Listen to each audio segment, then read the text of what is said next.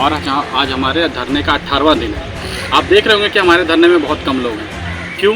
क्योंकि हम लगातार प्रयास कर रहे हैं कि किसी तरह भी हमारी आवाज़ मंत्री जी तक तो पहुँचे। सुबह 9 बजे मैं माननीय मंत्री जी के यहाँ मुलाकात के लिए पहुँचा, लेकिन मंत्री जी का रवैया ठीक नहीं है। उन्होंने अपने अधिकारी को निर्देशित कर रखा कि भर्ती वालों से नहीं मिलेंगे। इसके विषय में हमारे कुछ साथी मऊ गए हैं, कुछ साथी आजमगढ़ में हैं, कुछ साथी पीलीभीत गए हैं। देख लीजिए हम कितना संघर्ष कर रहे हैं मंत्री जी। 68,500 शिक्षक भर्ती को लेकर अभ्यर्थियों का लगातार प्रदर्शन जारी है। आज हमारे धरने का 18 दिन हो चुके हैं और हम लोग लगातार धरने पर बैठे हुए हैं।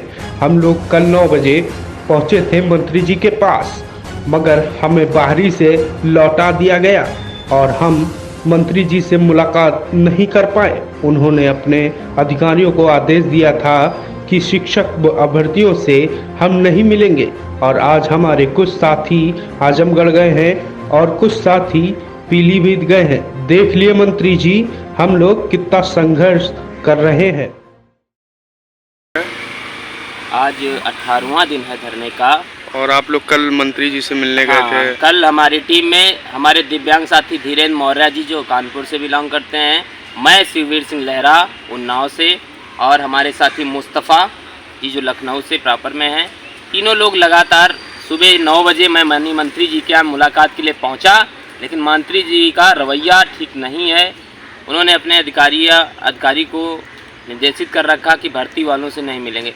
इसका ये समझ में नहीं आता है, जब विभाग के आप मंत्री बनाए गए हैं तो मिलने से क्यों कतराते हैं? आप 2 मिनट 5 मिनट का समय देकर के हमारी समस्याएं सुनना सुनिश्चित करें, क्यों नहीं करते हैं? हम लोग 2 बजे तक बैठे रहे, मुलाकात नहीं हुई, अगले दिन के लिए टाल दिया गया। उसके तत्पश्चात हम लोग निशातगंज पहुँचे और वहाँ पर महानिरीक्षक विजय किरण आनंद जी से मुलाकात हुई। हमारे साथी धीरेन्द्र जी ने बातचीत की, हम लोग भी उपस्थित रहे और उन्होंने आश्वासन दिलाया कि हम कोर्ट नहीं जा रहे हैं और आपका कार्य सही दिशा में चल रहा है। लेकिन वहीं हमें जानकारी परसों मिली थी कि हमारे परीक्षा नियामक सचिव अनिल भूषण चतुर्वेदी जो आरक्षित वर्ग पे बिल्कुल पिटाए हुए बैठे हैं, उन्होंने फाइल तैयार कर ली है कोर्ट जाने के लिए। अब कितना सच है क्या है ये तो अधिकारी ही बता सकते हैं, क्योंकि ये IAS अधिकारी हैं। इनका खेल आज तक सरकार से लेकर के आम जनमानस तक समझ नहीं पाया है। इसलिए मैं माननीय मंत्री जी से आग्रह करूँगा कि इस विषय को आप अपने स्तर से देखिए और निर्णय करने का काम करें, अन्यथा हम लोग फिर अलीगढ़ का रास्ता अपनाएंगे। माननीय जी के मंत्री जी के घर जो पैतृक आवास है वहाँ पर पहुँचेंगे। आज हमारे साथी की संख्या कम है, इसका कारण ये है कि हमारे कुछ साथी पीलीभीत गए हैं जहाँ पे माननीय वैसे शिक्षा मंत्री जी गए हैं, और कुछ साथी मऊ जनपद गए जहाँ पे माननीय मुख्यमंत्री जी का कार्यक्रम लगा है, और कुछ साथी लगभग 10 से 12 या 15 लोगों की संख्या में माननीय सांसद आजमगढ़ निरहू जी से मिलने के लिए गए हैं।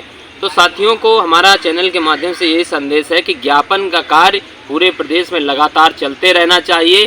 कोई भी साथी इस सोच में ना बैठे कि सभी लोग कर रहे हैं। आपको अपनी लड़ाई स्वयं करना है। अपने ज़िले के सांसद, विधायक और माननीय जिलाधिकारी को ज्ञापन जरूर देना है। ज्ञापन का कार्य लगातार चलाते रहिए। सभी साथियों से यही अनुरोध है कि धरना चल रहा है, मैं भी आज उपस्थित रहा हूं। जब भी मुझे समय मिलता है मैं रहता हूं, और परसों हम अलीगढ़ जाएंगे, वहां पर मुलाकात करेंगे। साथियों को सूचना दी जाएगी आपके चैनल से। मुझे यही कहना। मुस्तफ़ा अहमद है और आज हमारे धरने का 18वां दिन है। आप देख रहे होंगे कि हमारे धरने में बहुत कम लोग हैं। क्यों? क्योंकि हम लगातार प्रयास कर रहे हैं कि किसी तरह भी हमारी आवाज़ मंत्री जी तक तो पहुँचे। इसके विषय में हमारे कुछ साथी मऊ गए हैं, कुछ साथी आजमगढ़ में हैं, कुछ साथी पीलीभीत गए हैं। देख लीजिए हम कितना संघर्ष कर रहे हैं मंत्री जी। लेकिन मंत्री जी कम से कम हमारे व्यवस्था को और इन सब चीज़ों को समझिए कि हम किस पीड़ा से गुजर रहे हैं।